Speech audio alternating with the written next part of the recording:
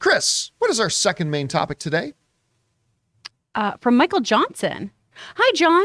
Whether it was Avengers that got studios on the shared cinematic universe train, Harry Potter and the Philosopher's Stone that made studios adapt any book series to film, etc., whenever a movie is a huge success at the box office, we often see many other films that try to replicate the original success.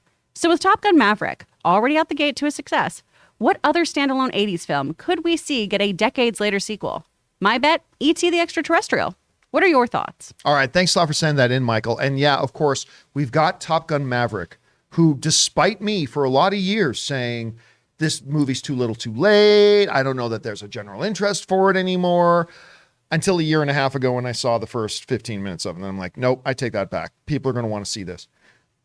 This movie has been breaking records. It just set the Memorial Day weekend record. It set the record for the biggest opening for a Tom Cruise movie in history. It's the biggest opening of a non-Disney or DC film in 4 years since I think the last Jurassic movie came out. I mean, it has just been shattering records left, right, and people are loving. It's got an A+ cinema score. It's got a 95+ Rotten Tomatoes rating. It is fantastic. So now, of course, because we live in a society that is formula-centric and everybody looks for the formula, everybody's asking, well, what's the next 80s popular IP that they should reinvigorate and bring back? And you know what? Variety wrote a really interesting article. I think it was Variety, where I think the headline of it was basically, let's hope Hollywood doesn't get the wrong message from the success of Top Gun. Because make no mistake about it, let's be clear. Top Gun did not succeed because it's an old popular 80s IP.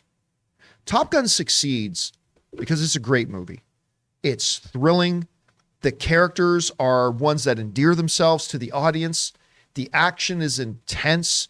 Emotion from the audience is elicited in different ways at different points through the film. You laugh, you cry, and by the time the screen goes dark and Lady Gaga starts to play, you find yourself a little bit exhausted because you just realize you had a hell of an experience and a lot of fun. The word of mouth has been spectacular about it. The trailers have been very good. You can't say, well, it's because Tom Cruise. Tom Cruise has never opened a movie to over $65 million.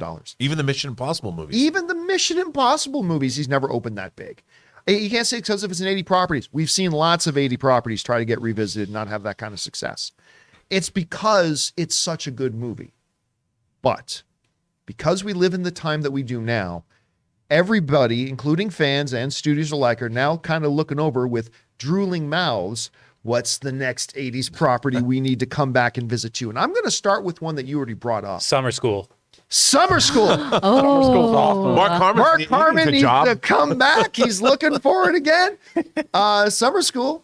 Listen, he brought up E.T. And I'll tell you why he's absolutely right. E.T. has always begged for there to be a sequel. I mean, really, it's like the end, that movie, phone home, Elliot, bye, whatever, all that kind of stuff. One of the most magical, special things. And I'll tell you why it could possibly be one of those, because if you want to talk about movies that found their way into the very hearts of people when they watched it, E.T.'s near the top of that list. Everybody loves E.T. I've never talked to a person that's ever seen E.T. and said, I don't get it. And I'm sure there are films that are subjective. I'm sure those people are out there.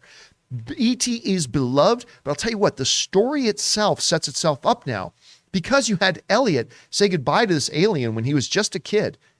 Elliot now has his own kids. And I'll tell you, that leads to the biggest reason why I can tell you this is going to work. Because was it a Super Bowl ad where they went and got the real kid who played Elliot? They went and got the actor. Henry Thomas. And what was it, a battery commercial? It was a battery commercial.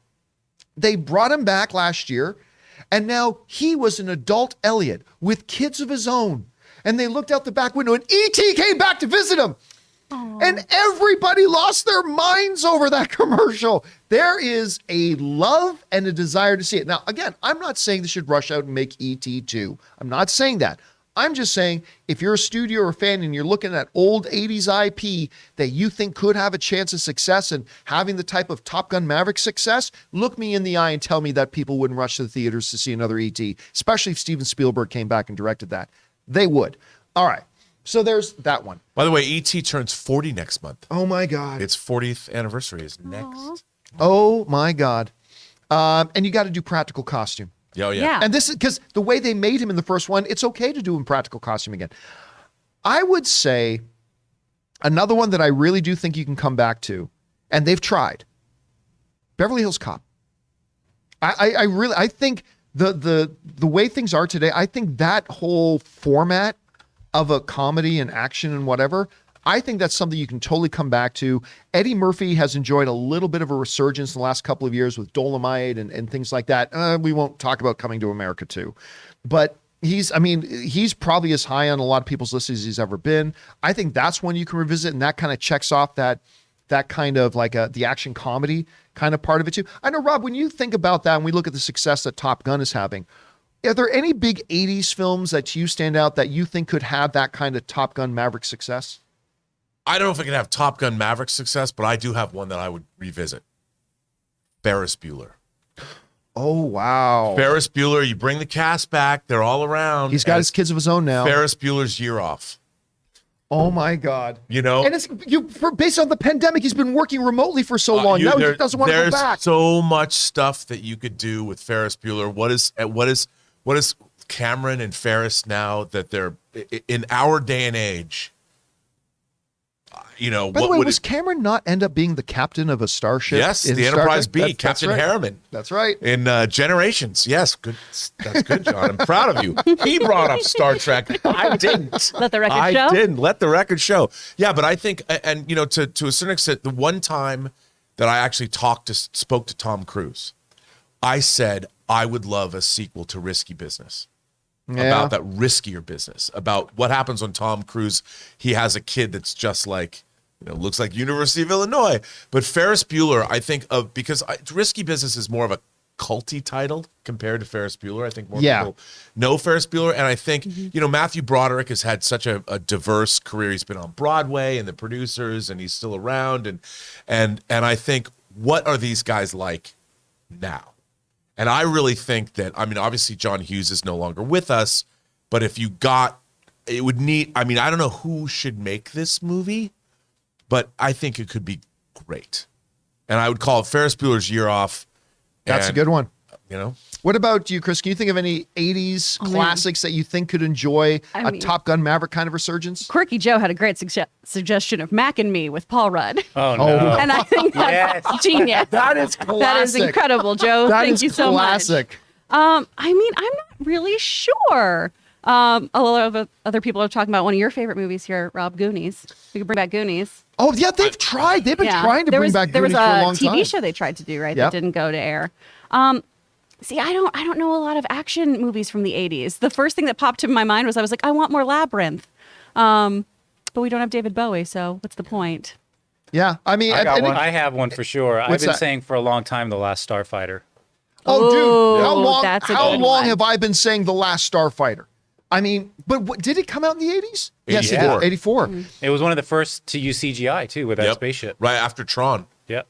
Yeah, and look, the CGI does not hold up. Yeah. but I have been preaching the gospel of The Last Starfighter ever since I did the movie blog. I mean, I love that movie so much. And today, with the popularity of video gaming today and all that kind of stuff, it's never been more on target. I want to see The Wizard. Oh, and mention that one too. The Wizard or Big. Oh, the Wizard was Fred Savage, Fred right? Savage. Yeah. It's when that little kid is super with the good at glove. video games. Wait a With the minute. Nintendo Wait a glove. minute. What if you did Big, but now Tom Hanks comes across that Zoltar machine again, only this time it makes him The kid? 13. Aw. Only this time it makes him 13, and it's totally in reverse. What do you name it? Not small or little, but something. I was going to say, Yeah. isn't there a little movie? Big Where Again? it's the girl from Yeah, they did that. They Blackish, yeah. they did So that they one where it's did kind it. of like the reversal of Yeah. it. But now it's going to be called Big Again. I don't know. That one could kind of work. Anyway, guys, question is for you. Do you have like a big 80s title that you think could kind of maybe enjoy the same kind of resurgence that we saw Top Gun Maverick had? Again, we understand it ain't about the formula. Top Gun Maverick succeeded because it was a great movie. But what do you guys think? Jump down into the comment section below and let us know your thoughts. We want to take a second and thank the sponsors of this video, MeUndies. Guys, when you've got a job like mine where you're sitting down talking about movies or sitting down and watching a lot of movies, you learn to appreciate a really good pair of underwear. And this summer, guys, why suffer through junk swamp with that 20 pairs in a plastic bag junk that we normally buy for ourselves when you could be enjoying this summer wearing the most breathable, softest, most comfortable underwear out there, MeUndies. I've been wearing MeUndies for a little while now, and I'm telling you, I am never going back. Because let's face it, guys, summer is sweaty, but your butt doesn't have to be. With MeUndies light and breathable micro model fabric, you can stay comfy and cool all summer long. They have super fun seasonal prints and tons of styles to choose from in any size from extra small to 4XL, so you can bring the beach to your butt without ever leaving your living room. Make it a soft summer with MeUndies. MeUndies has a great offer for my viewers and listeners. For any first-time purchasers, you get 15% off. If you sign up for their free-to-join membership, you can apply that 15% off to their already discounted membership prices. So to get 15% off your first order and 100% satisfaction guarantee, go to MeUndies.com/Campea. That's MeUndies.com/Campea.